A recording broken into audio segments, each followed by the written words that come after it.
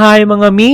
For today's video nga, samahan niyo muna ako dahil meron nga akong pupuntahan at dahil alipin nga ako ng salapi, samahan niyo muna ako for today. Makalipas nga ang ilang taon ay nakabalik na naman nga ako kung saan nga ako nakapagtapos ng high school. Fast forward tayo at eto na nga ang muse na aayusan ko dahil gaganapin nga ang United Nation dito sa Santa Rosa National High School. Siyempre, eto ang atake natin for today. At makalibas nga ang ilang minuto ay naayusan ko na nga ang ating Miss Brazil. O di ba? Fresh lang ang kanyang atake. O di ba? Kaya naman tara manood na tayo ng mga kaganapan sa United Nation. In Hawaii. I'm also Filipino. I've been working in Hawaii for more than 10 years as a janitor. And thank you for making me as your host.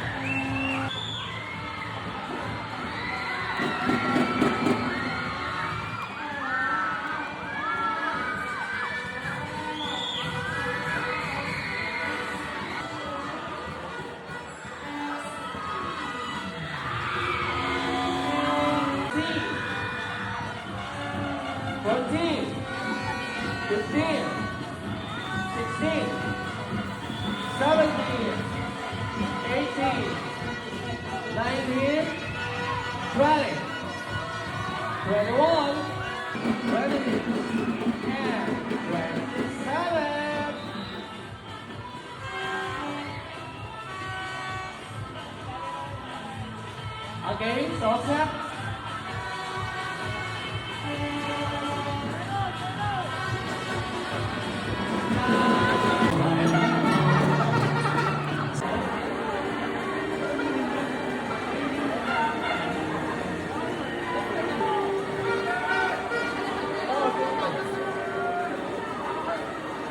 Okay, next is contest in national costume, male category.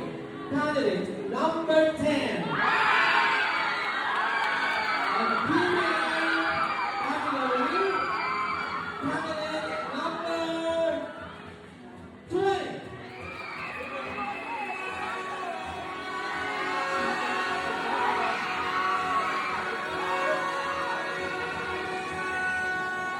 Runners up.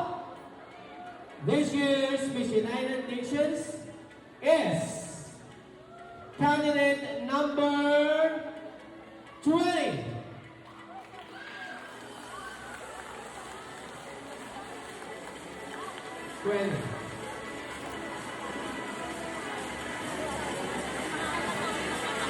And runners up is candidate number 17.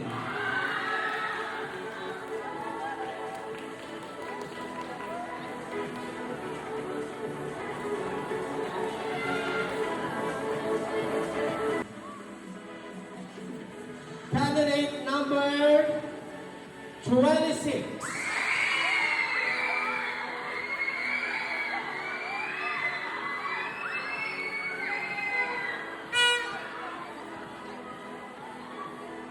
Hindi ko ba na i-announce yung winner ha? Mamaya na after ng mga runners up.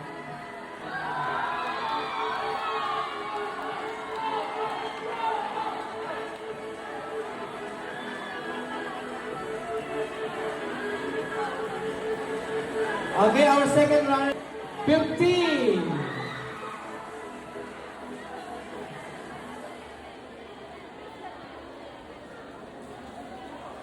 Okay, let's move on to the person up to be awarded by Ma'am Layla. Up is candidate number 23.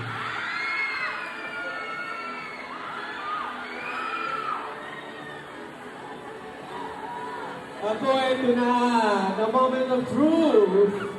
At ito ay yung Mr. United Nations. Then susunod ko na agad yung Miss United Nations 2025. So, our Mr. United Nation is... Okay, maraming salamat po sa lahat ng dumalo. At nagpunta dito sa Hawaii para ma-witness ang ating search for Miss United Nations. Okay, cheers! Candidate, or his, I should say, candidate number, from the male po ito 16. And from the female, Miss United Nations, garnering a score of 99.33, candidate number 25.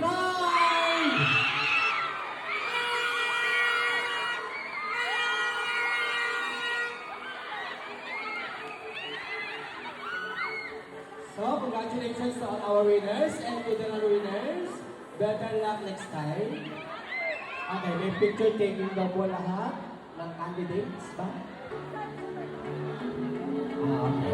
Sir Johnny P. Makanib, classmates, supporters, makeup artists.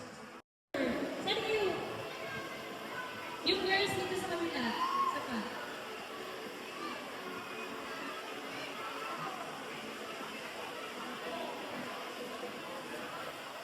O, yung ibang girls. Kasi yung ibang girls.